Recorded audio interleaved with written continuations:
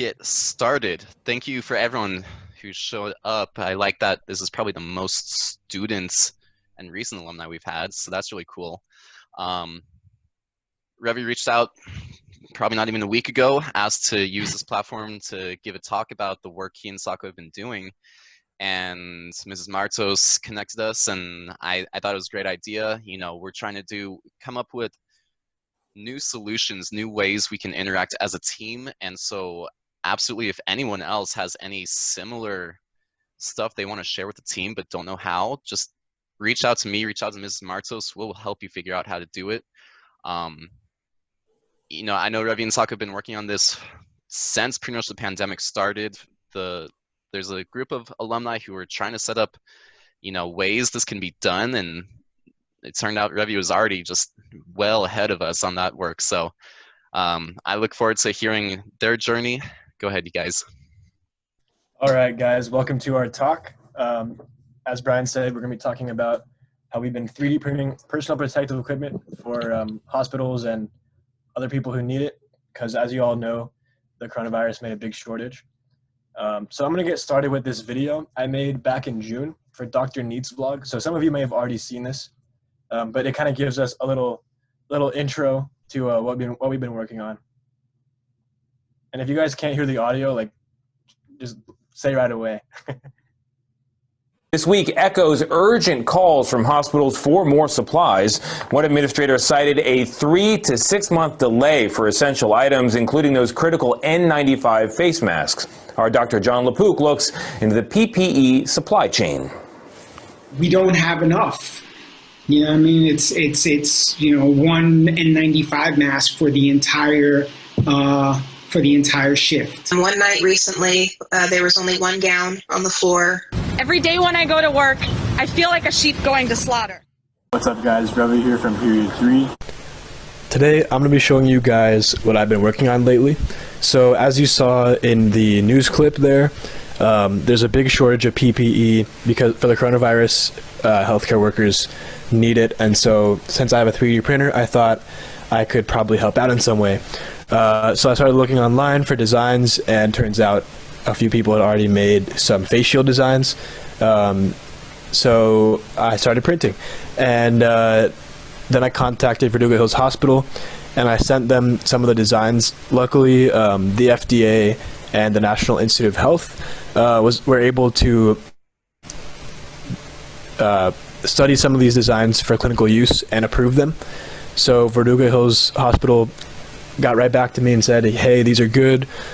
We can use them in a clinical setting. And so give us as many as you can. And so I got to work printing as many of these as possible. This is a quick time lapse of my printer printing a stack of face shields. So this is what my desk kind of looks like right now. I'm just assembling a bunch of these. So this is a quick time lapse showing how I assemble one face shield.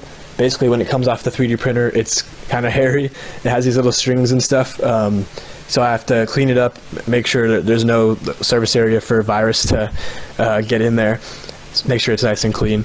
And then I hole punch this plastic sheet and attach it to the frame.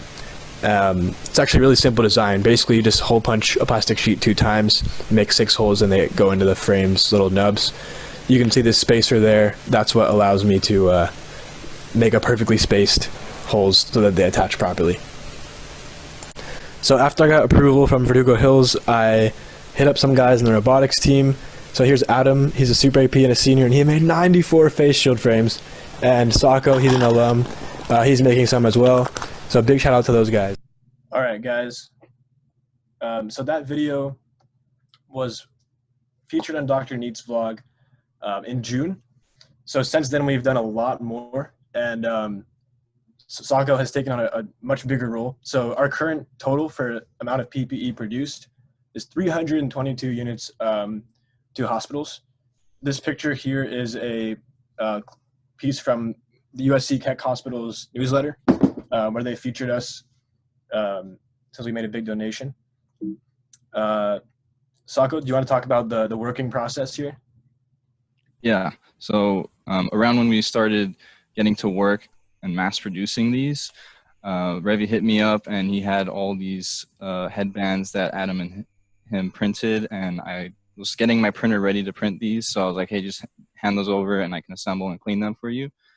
And so as you can see, I assembled a bunch, and it took up a lot of space on one table in my house, and I had to keep them organized, keep them clean. I had to wear gloves to make sure, if I'm going like San Diego, sometimes I'd have to like quarantine for like 14 days so I don't touch them, because you don't want to get them contaminated. And I think Ravi will explain that. Right, yeah. So as you can see here, this is Sako's counter, and on the left we have what comes off the printer. So basically, it's a big stack of these face shields kind of glued together by the 3D printing plastic. And then on the right, it's what they look like once we split them and get them ready for cleaning before they can be assembled into an actual face shield. So far, it's been mostly me and Sako. We also have Eric Limonati helping us with the 3D printing. Shout out to Eric. He couldn't make it here because he's helping out with the food drive stuff, but he's been helping us as well. And so we put a lot of our own time and a little bit of our own money into getting this going. Luckily, 589 has been very generous, and they've donated a lot of filament to us so we can keep making these. So this has kind of grown to a pretty cool project we have here with a pretty cool impact. Yeah. And it's definitely given Sako and I good experience with mass producing stuff with 3D printers. 3D printing really is just a super powerful tool. You guys will have access to 3D printers in the cave in the robotics shop, but as you guys can see here, it can be so much more than just making prototypes for your robot. Really, the sky's the limit for what you guys can create. So this is just one example of a cool way people can use 3D printers to like help out the community and how we've taken advantage of it. So because this has grown, CV High School actually heard about us through this video that I showed in the beginning. And so CV reached out to me saying they want our face shields, and they want a lot. So Sako and I cannot do it all on our own, and this is where you guys come in. So essentially, we are going to need to produce a lot of these things, and now that school has started, I'm sure you guys can relate. We're not going to have as much free time as we had in quarantine during the summer. So we're going to present this to you guys as a really cool community service opportunity. Here's some of the perks that you guys can have when you help us out. So part of it is you get a free face shield, and that'll serve as the example that you can base whatever you guys assemble on. And if you do get to go back to school, you can flex on your teachers if they're wearing one and say how you made that. So that's pretty cool. And the way this is basically going to work is sometime in the next few days, hopefully over this weekend, I'm going to be publishing a video tutorial basically explaining from start to finish how you can turn what we deliver to your house into face shields that are ready to deliver. And logistically, Sako and I are going to handle everything. So all you guys will have to do is hit up this link, which I will put in the Discord right now, and I'll put it in the chat as well. There we go. So using this link, just put your name and email in, and we'll hit you up and explain some of the more boring details to you guys. But logistically, you won't have to leave your house or anything like that. It'll all be work from home, and we'll get you the stuff you need. Yeah, so if you guys want gloves, we're looking at supplying you guys those so that you can get your dirty, sweaty hands on them, or oily hands. Sometimes it's really hot in the garage and assembling these or something. You don't want to get them to not. You don't want them to turn from white to gray. if they're white face shields. So Sako, would you mind? Could you go grab the stack what you have on the 3D printer in the background so we can show people? Cool. I'm gonna stop the screen share and drop the links. If you guys have any questions, feel free to drop it in the chat or turn your video on. Oh, we got a question from Ms. Martos, I believe. Do students assembling the face shields have to quarantine or isolate to participate? Ideally, yes, but it's not a requirement because we will be providing face shields and gloves. So you should be, not in direct contact with your germs through the parts. And basically, the basic answer is no. But of course, you guys should be following the guidelines and not going to ragers or anything like that. Yeah. No Coachella. Yeah. So basically, the way that'll work is if you have been like super quarantining and stuff, you'll still get the glove and face shield. That's just part of like the perks of volunteering. Yeah, face shield like this one. There we go. Yeah. I use this one for when I'm working. Could you guys explain the design? Do you come up with it or find it online for printing a stack that is easy to separate into individual parts? Perfect. Yeah. So the video, no, I mean, I did not design the frame. I found that online, and luckily the design we're using actually got approved by the FDA for clinical use, as long as we make it, without like sneezing on it and wearing a face shield and gloves. And then to actually produce the stacks, that's a little bit more difficult. So yeah, I cut the video short, but I did explain. I actually built a software tool that generates the stacked files of the frames. So basically, the way I made that software is you just put in your information about your 3D printer, and then it'll generate these stacks for you. And that's like, how do we get them to the printer? Sako, do you want to talk about how we actually produce the stacks? So we use a slicing software for 3D printers, like what I'm using is Simplify 3D. And so you get an individual one, and then you multiply how many you want stacked on top using OpenSCAD. Actually, Ravi showed me OpenSCAD, and it's and each one is separated by a millimeter or 0.2 or 0.3. It varies based on the print. We can adjust the spacing. Yeah, it's a lot of testing that I had to do in the past 2 weeks for making it so I can print a stack very quickly and also be able to separate the stacks so that, when I'm separating, they're not stuck to each other. They would separate easily. And just we're seeing if we could, what I was doing in the past 2 weeks is just seeing how fast we can print these and them to be actually usable. There's a lot of tweaking and, taking my USB stick out, putting it in my laptop, changing the settings, and then doing it rinse and repeat until I get a working stack. And I did in the recent days, and I was just starting to separate them. So yeah, it's a long process. It's kind of hard to explain on getting a stack to work. Yep. But luckily for you guys, Sako and I are going to handle all that work. So yeah, you guys don't have to worry about it. What we're going to get to you guys is a splittable stack or an already split stack, depending on whose 3D printer it comes from. And and then so don't worry about, like, in terms of the work you guys have to do, you don't have to worry about splitting things with sharp tools, anything like that. Yeah, it'll be all simplified for you guys if you were to help us out. Has CV given you a specific number, or is it up to you guys how much you donate? Yes, they have. So they currently want 150 face shields. Yeah. So far, have 40 to 50 in here.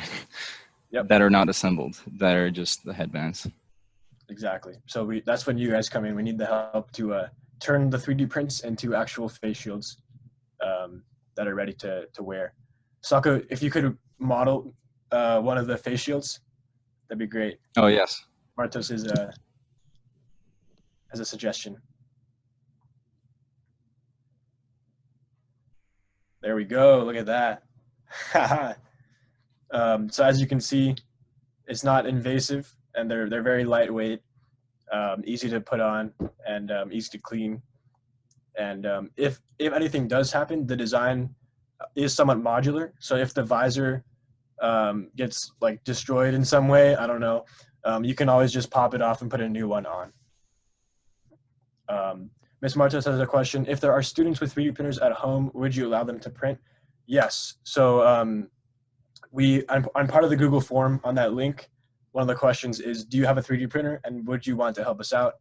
And if you say yes to that question, we'll contact you separately and sort of explain the process to how you can get involved that way. So Eric Limonati has done that, and he has recently joined us as one of the 3D printers. So definitely, if you guys have a 3D printer and you want to help out, please reach out to us because we need all the help we can get. All right, yeah, and if you have, sorry, go ahead. If you guys have questions on what kind of, like, if you want to get a 3D printer, you can definitely ask us, like, what's the best one to get? Because researching 3D printers, like, tons of different versions come up, and we can definitely help you out on, like, if you want to invest in one, we can give you tips on that. Yep. So Ms. Martos has another question. What kind of plastic sheeting are you using on the shield portion? So basically that's like a report cover. It's an 8.5 by 11 transparent piece of paper, essentially. That's like 5 to 7 millimeters thick. I have a big stack of them. I could go grab if you guys want to, if you're interested. Yeah, this one I got from Office Depot. It was for like binders. What it was is, you know, it was basically like a folder that's transparent, and then you split it, and it actually becomes 2 of these. And so this is what this one came from. But I think we can also get them from Amazon. Yeah. So we'll be getting the ones from Amazon just delivered. That way we don't have to go to the store for this project. Do they fog up at all when wearing them? In my experience, no. Unless it's like you want to go for a run or something with it on, but yeah, I would recommend that. But in just general use, if you're standing there talking to people or things like that, they don't fog up. And you can take them off and clean them too. Face. Yeah, exactly. And there is like a space between your face and the plastic. Unlike if you have a mask on and glasses, your glasses will definitely fog up. But these have a bit of room, so that won't happen. All right, we got a clarifying question. Would you guys be sending us the 3D printed frames and plastic sheeting, and we'd assemble the shields with gloves on at home? Yes, exactly. So we'll get you the materials, and then there'll also be a video tutorial explaining what to do, and then yeah, that's how it's gonna work. And then once you assemble them, then we'll come pick them up, so you don't have to like go drive somewhere or anything like that. And then for the community service hours, I'll send you guys my email, and then you just put that in, and I'll add I'll approve your hours. Sako, there's a question by Mrs. Martos. So I brought at the food drive, I brought which is not face shields, it's actually for masks. So doctors and nurses, they would have to they'd have to wear a mask all day, and it'd be hurting their ears. And I brought these over to the food drive for, because I wanted to donate something. Basically, if you wear a mask, it goes behind and it holds the mask for you instead of your ears holding them. Right now, we're focusing on face shields because those are the most popular thing that essential workers and hospitals and people that really have their eyes on right now. But if we get more people with 3D printers, maybe we'd ask them to print these. If if someone gets a brand new one, maybe we would get these, since these are more simpler to print. But yeah, right now our main focus is on face shields. Yep. Yeah. So in our total number, we actually have included in that number over 100 of those ear savers for hospital workers. But for this, we will definitely be just focusing on face shields. Has the Tech Center suggested any design enhancements to the face shields? They have not, because this design, the way it is right now, is FDA approved. So making modifications would require additional approval. Yeah. Plus, the design actually accounts for, it has these two little holes on, like little nubs on the back, so you can wear it just as is, or for prolonged periods of time, you can use a rubber band on the back, and it'll make it a little bit more comfortable.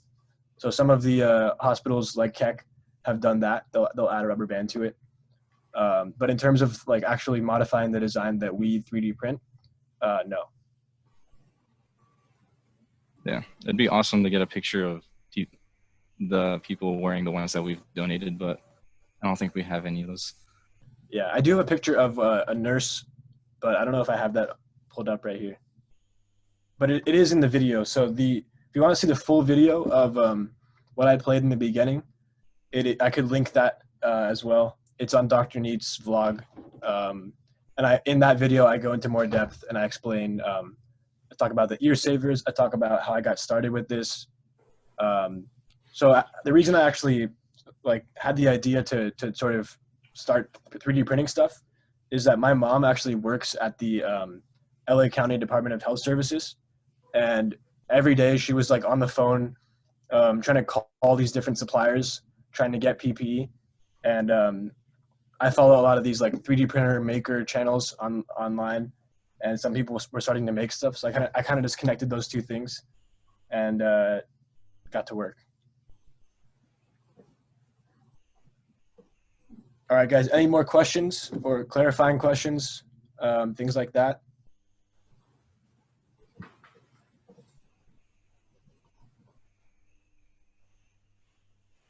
Spread the word. Yes. Yes. Please do. So there's 17 people on this call right now, and not all of them are current students. If you guys could spread the word, because I know that a lot of you, with college apps and stuff, it really sucks because the coronavirus disrupted your opportunities to do a lot of cool things you would have put on your college apps. So this is one thing where you can do it from home totally safely, and it'll look super good on your college apps. So definitely spread the word about this. We need help. We need all the help we can get, and you get community service. It looks good on college apps. This is one of the few things that we were doing sort of the same workflow regardless of if we're going to go back in person or not. We would still be producing PPE because the coronavirus is still around. So this will be going on for some time. Never know, maybe a new virus might come up. Oh, God forbid. Yeah, God forbid. Let's hope not. But it would give you guys more community service hours. and we'd be ready for it. Yeah. I don't know if we want that, but we are prepared. So, yes. And then if you guys want to help out in another way, if you have a spare filament, that'd be. Let's see a question. If students' families want face shields, how might they get them? That's a good question. So currently, we are focusing on getting the face shields out to CV, but we will be selling them once we finish getting the number of 150 done to CV. So Sako and I, essentially what this will do is if we have people who help us out and they do a really good job, once we start selling them, then we'll hire you to help us, and you'll actually get paid with real money instead of community service hours. So this can kind of transition into like an employment opportunity as well. But that's further down the line once we get this all done. Depends on how things go. Yeah, but that's further down the line. Yeah. So hopefully, the coronavirus is gone soon, but if not, we'll definitely be ramping up our production and trying to sell these and get them out to the people. And on top of that, when we are selling them, that some of that money is going to go towards paying for more donations. So we're not gonna stop donating to people who need them. Yeah. It would go to essential workers and hospitals. They would get them for free. And if a family member of yours works at a hospital, maybe we give it to them for free. Yep. So. Oh yeah, that's another thing. If you guys want to help out and one of your family members is an essential worker or a hospital worker, definitely let us know, because then we're going to be giving you a face shield anyway. We'll just throw in a couple extra. Yeah, So and maybe we definitely might get share a that connection from them. Maybe they're at the hospital that they work at or wherever they work at. They might need a large order of something or of face shields. And can get that to them, and we could bring more opportunities to us and to you guys getting more service hours. Exactly. All right, I think we are. Thank you so much for your service. Oh, of course. All right, any more questions? If not, I think we're good to wrap this up.